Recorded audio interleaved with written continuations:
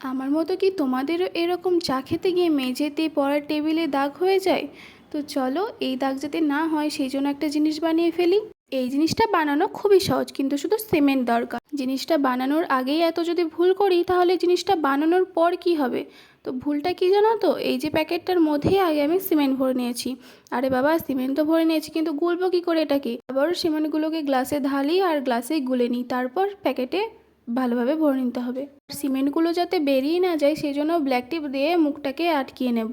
আর তারপর একটি কাপ নেব, এর উপর ভালো করে বসিয়ে নেব যাতে পরবর্তীতে কাপ রাখলে এটা পড়ে না যায়। আর তারপর একে এরকমভাবেই ছেড়ে দেবে জমার জন্য। বিস্কুট ভাঙার পর যেরকম অবস্থা হয়, আমারও এটারই ঠিক সেরকমই অবস্থা।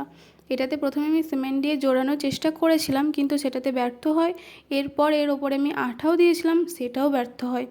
তারপর এই যে সুপার ক্লে দিয়ে এটাকে আটানোর চেষ্টা, যেহেতু আমার কাছে মল্টেন ক্লে নেই, ওই সুপার ক্লে দিয়ে ভালোভাবেই কাজ হয়ে গেছে। তারপর এর ওপর আমরা কালার করব, যেহেতু আমরা ক্লেটা ব্লু কালারের করেছি তাই আমরা এর কালার ব্লু কালারই করব। তোমরা যদি এটা করো তো তোমরা কিন্তু জলটা একটু কম দেবে, কারণ হয়তো আমার জলটা বেশি দেওয়ার কারণে এরকমভাবে ভেঙে গেছে। তো তোমরা যদি করো তো তোমরা একটু জলটা কম দেবে।